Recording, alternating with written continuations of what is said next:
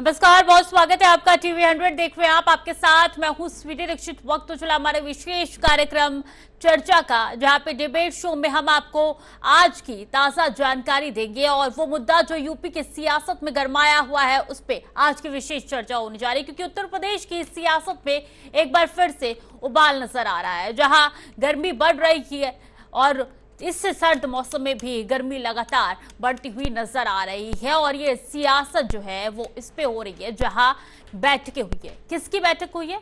तो ब्राह्मण समाज की बैठक हुई है। और इस बैठक में जो है वो अब कड़ा संदेश दे दिया गया है और साफ तौर पे जो यूपी के बीजेपी अध्यक्ष है उन्होंने कहा है कि इस तरीके की बैठक दोबारा नहीं होनी चाहिए, क्योंकि उसमें एमएलसी भी थे, विधायक भी थे ब्राह्मण समाज के। और उत्तर प्रदेश की सियासत में एक बार फिर जातीय गोलबंदी की आहट तेज हो गई। ये सवाल यही है कि लखनऊ में बंद कमरे में क्या हुआ। सवाल यह है कि क्यों हुआ। शीतकालीन सत्र के बीच राजधानी में 52 ब्राह्मण विधायक और एमएलसी एक छत के नीचे जुटे, बैठक हुई। नाम दिया जाता है सहभोज, लेकिन सियासी गलियारों में इसे साधारण भोजन नहीं बल्कि संदेश भरा जमावड़ा माना जा रहा है। कुशीनगर विधायक पंचानंद पाठक के आवास पर हुई यह बैठक। जुटान सिर्फ बीजेपी तक सीमित नहीं रही, दूसरे दलों के विधायक भी पहुंचे।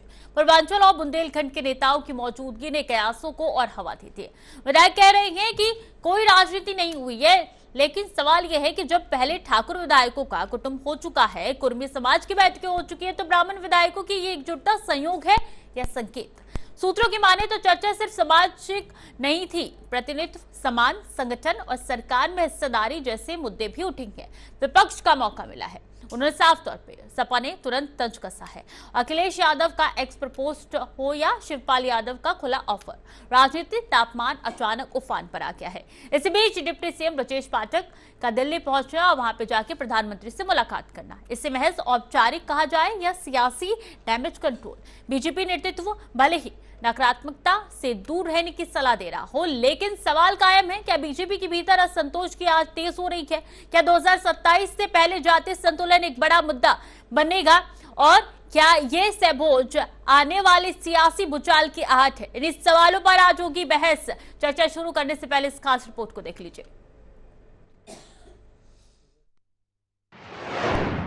लखनऊ में 52 ब्राह्मण विधायकों की बैठक।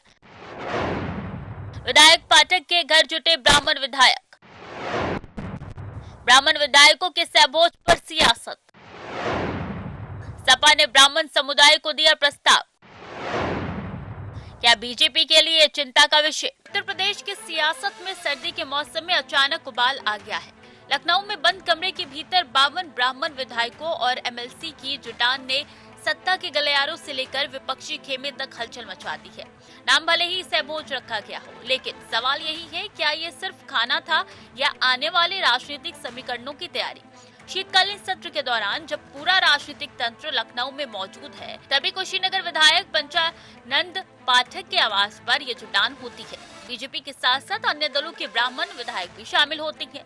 पूर्वांचल और बुंदेलखंड के नेताओं की भारी मौजूदगी इस आयोजन को साधारण नहीं रहने देती। विधायक कह रहे हैं कि कोई राजनीतिक नहीं हुई है, लेकिन राजनीति में इतनी बड़ी चुप्पी खुद बहुत कुछ कह जाती है। देखिए, मैंने तो तभी तो उनको आह्वान किया है कि जितने भी ब्राह्मण समाज के लोग हैं जो दुखी हैं भारतीय जनता पार्टी से, वो मेरे पास आए, समाजवादी पार्टी में आए, हम उनको सम्मान दें।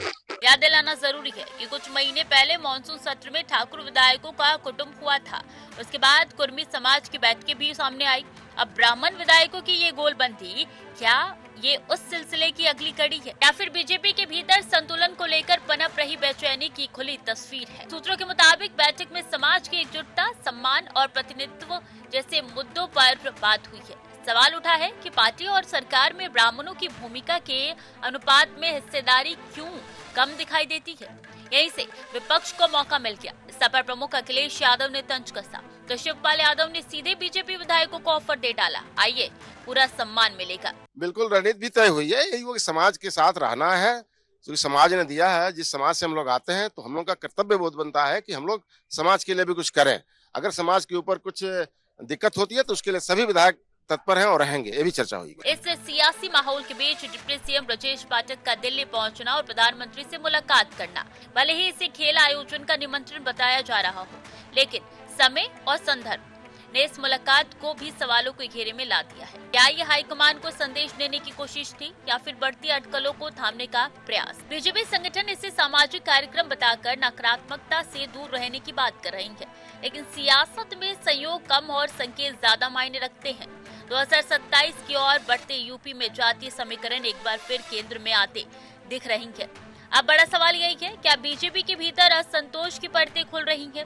क्या ब्राह्मण वोट बैंक को लेकर नई राजनीतिक आकार ले रही है? और क्या सहभोज आने वाले सियासी तूफान का ट्रेलर है? इन्हीं सवालों के साथ यूपी की राजनीति आज बहस के कटघरे में खड़ी है।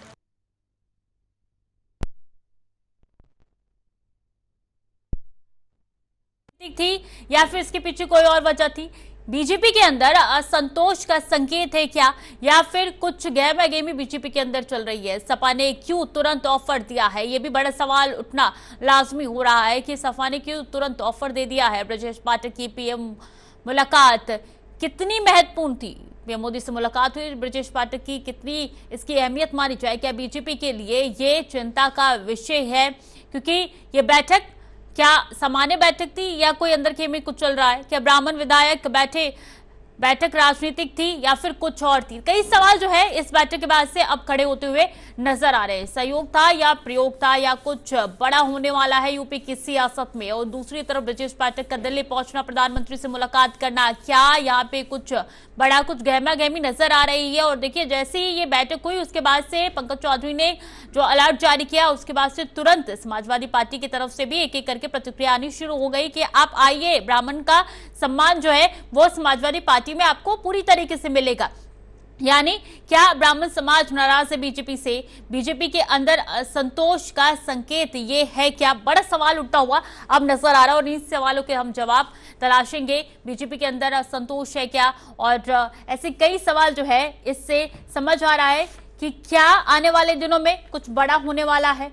क्या आने वाले दिनों में ब्राह्मण समाज का कोई नया चेहरा आने वाला है? क्योंकि ये जो मीटिंग हुई थी, इसके मीटिंग में कहा यह जा रहा है कि जो आजकल चल रहा है देश में उस पर वार्तालाप हुआ था या बोझ हो सकता है। लेकिन यूपी की राजनीति क्यों गरमाई? विधायक पाठक के घर जुटे, ब्राह्मण विधायक जुटे, एमएलसी जुटे, बैठक हुई। शीतकालीन सत्र में बढ़ा सियासी तापमान। ये जो सियासी तापमान है शीतकालीन सत्र से बढ़ा हुआ है। पूर्वांचल बुंदेलखंड के विधायक भी इसमें शामिल हुए। अवध और पूर्वांचल दोनों ऐसे एरिया है जहां से ब्राह्मण समाज ज्यादा आते हैं। 10% है यूपी में ब्राह्मण समाज का आंकड़ा। लेकिन अब देखिए, यह आंकड़ा भले ही कम हो, लेकिन अब इसकी सुगबुगाहट उठते हुए नजर आ रही है। साफ तौर पे समझ में आ रहा है कि आखिर यूपी में होने क्या वाला है। लखनऊ में 52 ब्राह्मण विधायकों की बैठक हुई है। विधायक पाठक के घर जुटे हैं, ब्राह्मण विधायक वहां पे जुटे हैं, बैठक हुई है। बैठक में क्या बातचीत हुई है? शीतकालीन सत्र में यहां से तापमान बढ़ना शुरू हो गया था, यानी कि ये जो सुगबुगाहट है शीतकालीन सत्र से ही उठनी शुरू हो गई थी। जो धुआं है ये शीतकालीन सत्र से ही सामने नजर आ रहा था। लेकिन अब जो है वो पूर्वांचल और अवध का एरिया पूरा अगर ले लेते तो वहां पे 10% तक ब्राह्मण समाज का ये जो आंकड़ा निकल के सामने आता है यूपी में। अब क्या बीजेपी उसको साधने की कोशिश कर रही है? क्या बीजेपी आगे और पाव फैलाना चाहती है ब्राह्मण समाज को लेकर? क्योंकि समाजवादी पार्टी की अगर बात कर ली जाए तो मुश्किल से 1 से 2% जो है उनके पास आंकड़ा होता है ब्राह्मण समाज का। अब ऐसे में ये बैठक पे सवाल इसलिए भी उठाए जा रहे हैं कि जब आपने ब्राह्मण समाज पे सवाल उठाए, ये बैठक जब ब्राह्मण समाज की हुई, उस पे सवाल उठाए, तो एक सवाल 11 अगस्त को क्यों नहीं, जब ठाकुरों की बैठक हुई थी, राजपूतों की बैठक हुई थी, वहां पे क्यों नहीं उठाए गए? वहां पे क्यों नहीं अलर्ट दिया गया था? वहां पे क्यों नहीं निशाना साधा गया था? तो इस सवाल का जवाब क्या माना जाए? क्या कुछ बड़ा होने जा रहा है? तो कई सवाल जो है वो खड़े होते हुए नजर आ रही है। चलिए इन सवालों का जवाब तलाशेंगे। हमारे साथ तमाम मेहमान जुड़ गए। नवीन दुबे राजनीतिक विश्लेषक है, प्रशांत मिश्रा नेता बीजेपी के, सरोज यादव नेता सपा के। बहुत स्वागत है आप तीनों का सर। और ऐसे में बहुत बड़ा सवाल जो है प्रशांत जी ये उठता है कि आखिर इस बैठक से किस तरीके से आप ले रही हैं? ये अलर्ट क्यों जारी किया गया था? ये जो नोटिस दिया गया था क्यों दिया गया था? क्यों नाराजगी है? क्या प्रॉब्लम इस बैठक से? नहीं, देखिए, बहुत बहुत धन्यवाद आपको चर्चा में आमंत्रित करने के लिए। निश्चित रूप से जो ब्राह्मण समाज की बैठक किया, हमारे पार्टी के विधायकों ने बैठक किया है, एक आम चर्चा का विषय बना दिया है मीडिया के लोगों ने। नहीं, मीडिया के लोगों ने ये चर्चा हुई ना, सहभोज था, ठीक है, नहीं, सहमोज सहमोज था है, ना? सहमोज हाँ, पहले भी हुए हैं। हाँ। पहले भी तमाम तो वही तो जाति के प्रश्न है विधायकों ने प्रशांत जी कि पहले भी सहमोज सहमोज किया। हुए हैं, तो प्रश्न इस पे ही क्यों खड़े हुए, इस पे ही क्यों पंकज चौधरी का नोटिस आ गया? नहीं, लगातार इस प्रकार की बातें होने लगी थी, तो वो किस प्रदेश प्रकार की अध्यक्ष जी का बातें, वही मैं नोटिस जानना आया। चाहती हूँ, किस प्रकार की बातें?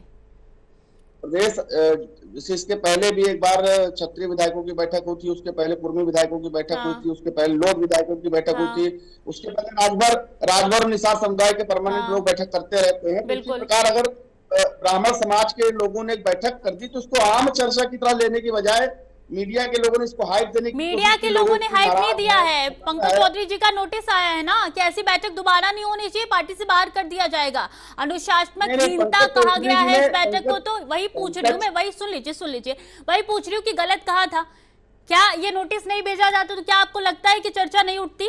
बैठक हुई, जैसे इससे पहले 11 अगस्त को भी बैठक हुई थी राजपूतों की, ठाकुर को, वो बैठक सामान्य तौर पे हुई थी, ना चर्चा में आया ना कुछ हुआ, तो ये बैठक चर्चा में क्यों है, क्यों नोटिस भेजा गया? यही प्रश्न तो उठ रहे हैं लगातार, जवाब दीजिए। नहीं, आदरणीय श्रुति जी, आदरणीय प्रदेश अध्यक्ष जी ने सिर्फ एक बात ये कही कि हम पूरे प्रदेश के विकास को लेकर के संकल्पित हैं और हमको विभिन्न जातियों और व्यवस्थाओं में बट करके बातें करने की जरूरत नहीं है। हाँ, हम सब पूरे उत्तर प्रदेश के विकास के लिए चिंतित हैं और योगी आदित्यनाथ जी की सरकार में जिस प्रकार से उत्तर प्रदेश विकास की ओर अग्रसर है, उसी को लेकर उन्होंने सभी जातियों से अनुरोध किया। वो सिर्फ ब्राह्मण समाज से ही अनुरोध उन्होंने नहीं किया है, उन्होंने समस्त जातियों से अनुरोध किया कि इस प्रकार की बैठकें या इस प्रकार का जो आप मैसेज समाज में जाता है तो वो अच्छा नहीं होता है। तो इसीलिए प्रदेश अध्यक्ष जी ने केवल अपनी बातें समस्त पार्टी के समस्त कार्यकर्ताओं के लिए एक सूत्र में पूरे प्रदेश में कही है। अब उसको मीडिया के लोगों का लेने का तरीका अलग है, समाजवादी पार्टी के लोगों का मीडिया के लोग, आप तो पीछे ही पड़ गए मीडिया के लोगों में। अरे वही तो मेरा प्रश्न है कि 11 अगस्त को जो मीटिंग हुई उसके बाद क्यों नहीं इस तरीके का नोटिस भेजा गया? हाँ, 11 तारीख को जो मीटिंग होगी 11 अगस्त में, उस समय क्यों नहीं बोला गया? ये जो ब्राह्मण की मीटिंग हुई इसके बाद से क्यों बोला गया? उसके बाद से फिर ब्रजेश पाठक का मिलना प्रधानमंत्री से, चलिए वो तो बात की बात है, लेकिन हाँ, भारतीय जनता पार्टी कार्यकर्ताओं की पार्टी है, अनुशासन की पार्टी है, अनुशासनात्मक व्यवस्था के अंतर्गत पार्टी चलती है और प्रदेश अध्यक्ष जी ने सिर्फ एक बात यही कही है कि अनुशासन व्यवस्था को, जो पार्टी की व्यवस्था है, उस पार्टी फोरम पर कोई बात है तो बैठ करके कर सकते हैं। ठीक है। ये सहभोज हुआ, इसके लिए मना नहीं कर दिया कि सहभोज मत करिए, बैठिए मत। लेकिन जो अभी मान लिया सारे विधायक, मान लिया 100 विधायक बैठे, अगली बार 100 विधायक बैठेंगे, 200 बैठ जाएंगे, तो सारे जातियों बैठ जाएंगे। तो एक सहभोज की जो परंपरा है वो पहले से चलती आ रही है, वो आज भी है, पहले भी थी और आगे भी रहेगी। वही तो बात उठ रहा है ना प्रशांत जी, वही बात उठ रहा है कि जो परंपरा शुरू से चलती आ रही तो अभी नोटिस क्यों भेजा गया? खैर कोई बात नहीं, हमारे साथ सरोज भी जुड़ी हुई है। सरोज जी, ये आपदा को अवसर में बदलने का कार्य किया जा रहा है क्या? मतलब यहाँ पे तुरंत नोटिस भेजा गया, तुरंत बोला गया कि अच्छा ठीक है, ब्राह्मण समाज के लोग हमारे खेमे में आ जाइए, हम आपको पूरा सम्मान देंगे, तो क्या ऐसा है क्या? आपदा को अवसर में बदला जा रहा है? बहुत बहुत धन्यवाद श्रुति जी। सर्वप्रथम जो ये भोज हुआ है ये सही है, पहले भी बहुत सारे भोज हुए हैं, तब तो कोई नोटिस नहीं आई थी, तो इस भोज पर ही क्यों नोटिस गई? तो कहीं ना कहीं ये लोग जो है प्रताड़ित है, पीड़ित है, क्योंकि आप देखिए ना, इनकी जो मंत्री और विधायक है, इनकी बात दरोगा, एसपी और कोई सुनता नहीं, कोई अधिकारी नहीं सुनता, तो ये लोग बहुत पीड़ित है। इसलिए ये लोग एक गुट बंदी करके ये बैठक किए थे ताकि जो है हम लोग अपनी पीड़ा को व्यक्त कर सके।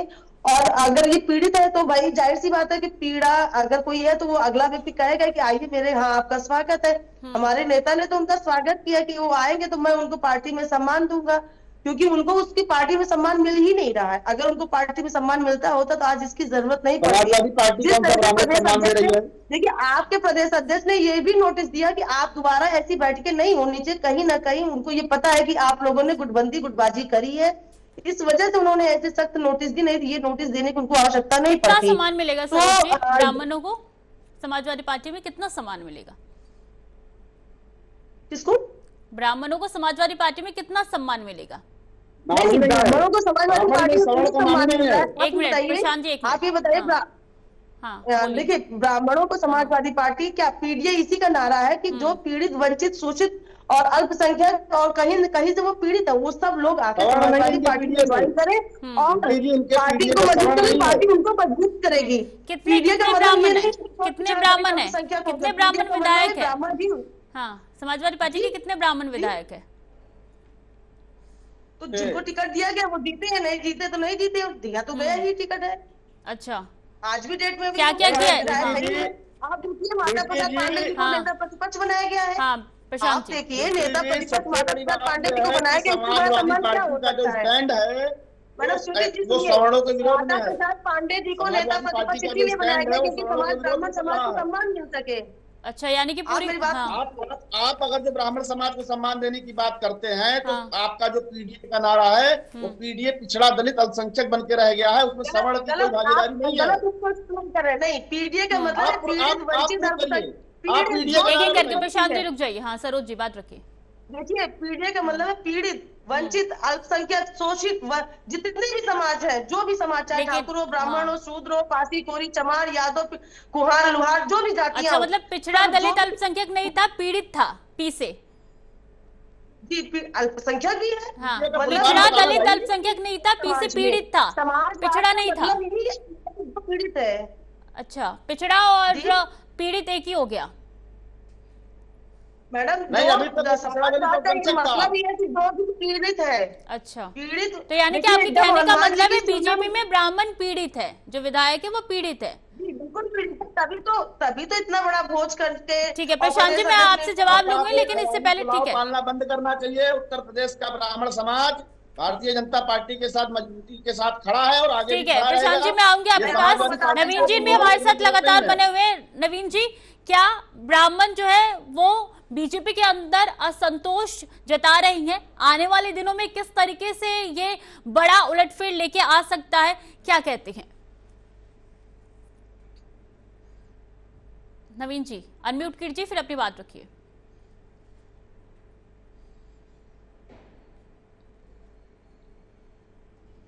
आपकी आवाज नहीं मिल पा रही है। ठीक है मैं आऊंगी आपके पास। अब आ रही हाँ आ रही है, बात रखिए। जी स्वीटी जी देखिए हाँ। ऐसा है, दो तीन चीजें। सबसे बड़ी चीज है कि क्या केवल ब्राह्मण विधायकों की नाराजगी भर से पूरे देश के ब्राह्मणों को भारतीय जनता पार्टी साध लेगी, पूरे प्रदेश के ब्राह्मणों को साध लेगी? ऐसा नहीं है। सबसे बड़ी चीज ये है कि चाहे वो विकास दुबे की हिरासत में हत्या हो, चाहे वो अमर दुबे की हत्या का मामला रहा हो, चाहे एप्पल के कर्मचारी अंकित तिवारी की हत्या का मामला हजरतगंज में रहा हो पुलिस के द्वारा, ऐसे बहुत, और दीक्षित परिवार का घर जला के जिस तरीके से बुलडोजर चलाया, माँ और बेटी ने आत्महत्या की, वो कोई एक मामला नहीं है कि ब्राह्मण की नाराजगी है। ब्राह्मण समाज एक बहुत सहनशील समाज है और बहुत हद तक वो वेट एंड वॉच करता है, देखता है कि हाँ भाई अब सरकार क्या कर रही है, कहीं कोई राहत मिल रही है। पूरे प्रदेश के अंदर जिस तरीके से लक्ष्मीकांत वाजपेयी के समय में भारतीय जनता पार्टी ने ऐतिहासिक लोकसभा चुनाव में 2014 में जीत दर्ज की थी, उसके बाद कहां हाशिए पे गया या नहीं गया ब्राह्मण? और आप किस किस को लेके आए हैं? उन ब्राह्मणों की क्या हैसियत रही है भारतीय जनता पार्टी में? प्रदेश अध्यक्ष आपने बनाई, लेकिन उनकी हैसियत क्या रही है? आज आपकी डिप्टी सीएम है, पावर में है वो, केवल जनसंपर्क अधिकारी के तौर पर देख लीजिए, स्वास्थ्य मंत्री के तौर में बहुत जिम्मेदारी के साथ रहूंगा। दूसरी चीज आती है कि ब्राह्मण समाज के अंदर जो आक्रोश है वो धीरे धीरे करके जब पनपा और इस चरम पहुंच गया कि पंकज चौधरी को इसलिए अध्यक्ष बनाया गया है उत्तर प्रदेश का कि वो कुर्मी समाज से आते हैं साहब, और समाजवादी पार्टी का जो पीडीए का कार्ड चल रहा है उसमें तो नवीन कुर्मी जी, कहीं समाज ना के कहीं आप वोटों ये में मानते सेंध हैं कि लगाते हैं। बीजेपी के खेमे में नंबर। ब्राह्मणों के साथ जो है वो असमानता दिखाई जा रही है? दूसरी चीज नहीं स्वीटी जी, एक चीज मैं और कहूंगा। हाँ। अब प्रश्न ये है कि जब ब्राह्मण समाज ने देखा कि मुख्यमंत्री पद पर आपने योगी जी को विराजमान कर रखा है, प्रदेश अध्यक्ष का जो पद ब्राह्मण का होता था वो भी आपने ले लिया, तो ब्राह्मण के पास बचा क्या?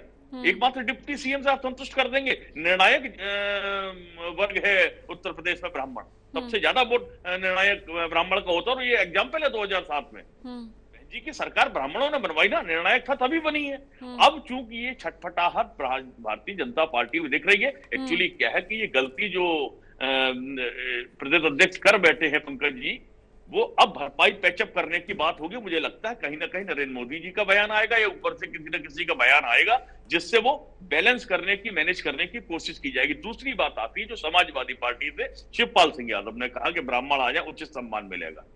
मैं तो सरोज जी बैठी है, उनसे एक ही बात पूछना चाहता हूं कि आप बता दीजिए, अब आपके यहाँ जनेश्वर मिश्र जी और नेताजी के बाद नेताजी का स्थान तो अखिलेश जी ने ले लिया, लेकिन क्या जनेश्वर मिश्र वाला स्थान आज तक किसी ब्राह्मण को दे पाई है सपा? मुझे तो नहीं लगता कहीं दे पाए आप। और जिस तरीके की चीजें हुई, चाहे वो सच हो या झूठ हो, लेकिन जनता के बीच में एक मैसेज है। इटावा का संतोषपुरा कांड और आपका नीरज मिश्रा का हत्याकांड जो कन्नौज में हुआ था, बड़ा आक्रोश ब्राह्मण में है। कभी अखिलेश यादव ने माफी मांगने की कोशिश की, शिवपाल सिंह यादव जी पैचअप करने की कोशिश कर रहे हैं, लेकिन आप अखिलेश यादव कहाँ है? राष्ट्रीय अध्यक्ष वो है ना भाई। प्रशांत जी, कई सवाल खड़े हो रहे हैं। अब देखिए, ब्राह्मण समाज का साफ तौर पे कहना है कि हमारा प्रमुख चेहरा कोई भी नहीं है, ना हमारी सुनवाई होती है। हम चाहते हैं कि ऐसे ब्राह्मण समाज से लोग आए जो डॉक्टर हो या फिर दूसरे ऐसे जो है वो पद पर विस्थापित हो। और साथ में ये भी कहा गया है कि हमारी सुनवाई नहीं हो रही है इसलिए नाराज है। क्या सत्य है ये?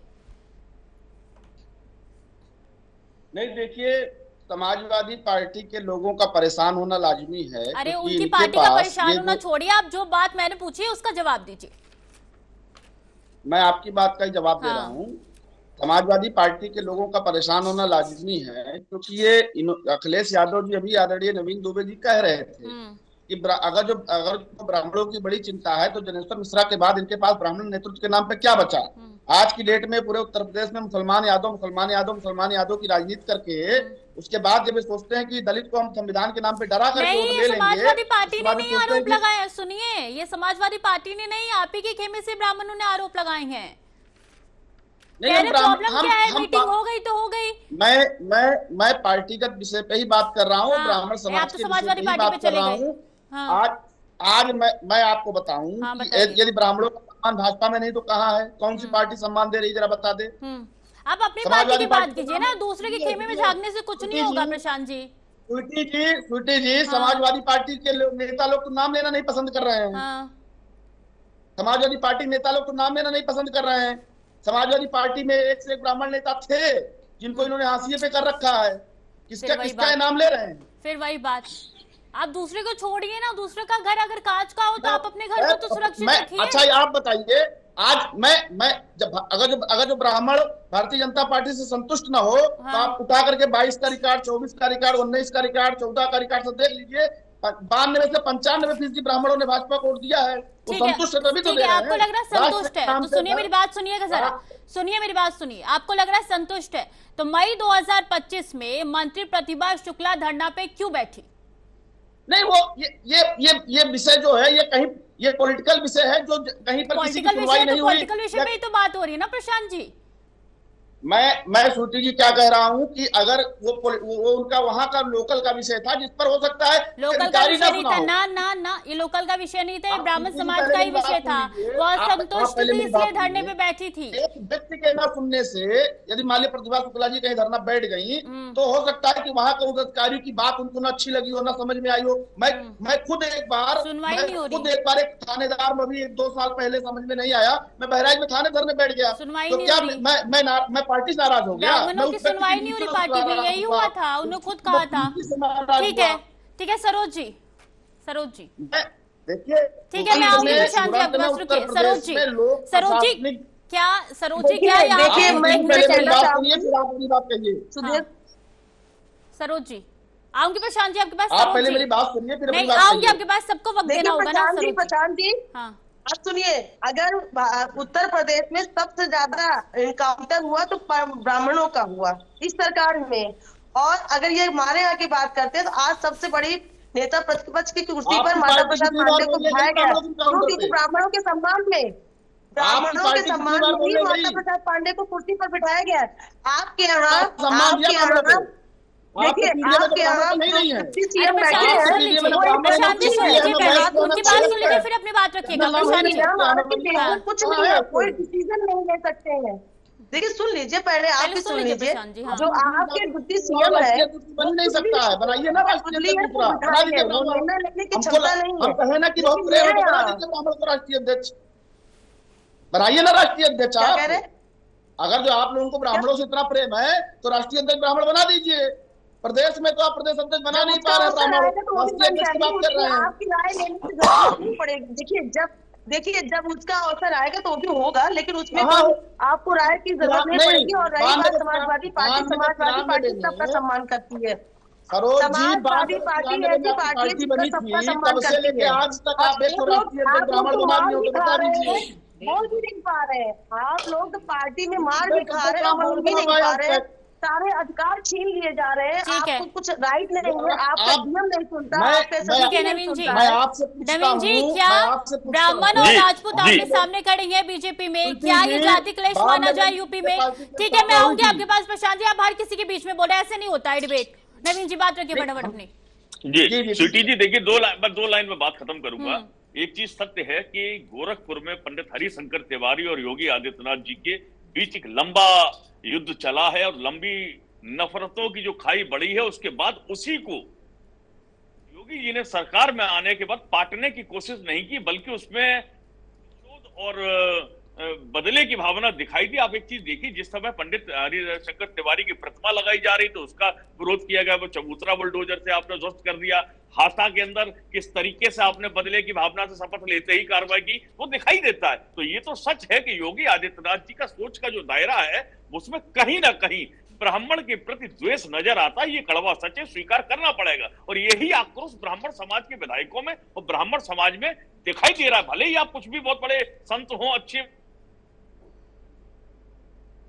विशेष के प्रति दुराग्रह से आप पीड़ित हैं, वो दिखाई दे रहा है। और मैं समझता हूं कि इस चीज को पैचअप करने के लिए कि भाई योगी आदित्यनाथ, देखिए ऐसा है कि राजनीतिक परिदृश्य में अगर हम देखें तो Yogi Adityanath second in command होने के आसार हैं। वो अच्छे और ये जो पूरी राजनीति नजर आ रही है अभी, क्या 2027 के चुनाव पे हावी होगी, बड़ा सवाल उठता हुआ नजर आ रहा है। बहुत बहुत शुक्रिया आप तीनों का हमारे साथ जुड़ने के लिए, तमाम जानकारी साझा करने के लिए। तो देखिए, अभी यूपी की सियासत में काफी ज्यादा गर्माहट नजर आ रही है। वही ब्राह्मण समाज कह रहा है कि ये मीटिंग सिर्फ भोज थी, लेकिन दूसरी ओर समाजवादी पार्टी इसको आपदा में अवसर बदलने की पूरी तैयारी में। अब देखना होगा कि आने वाले दिनों में ये माहौल कितना गर्म होता है और सियासी हलकों में कितनी चर्चा होती है। फिलहाल के लिए इस चर्चा में इतनी खबरें लगातार जारी है, बने रहिए TV 100 के साथ।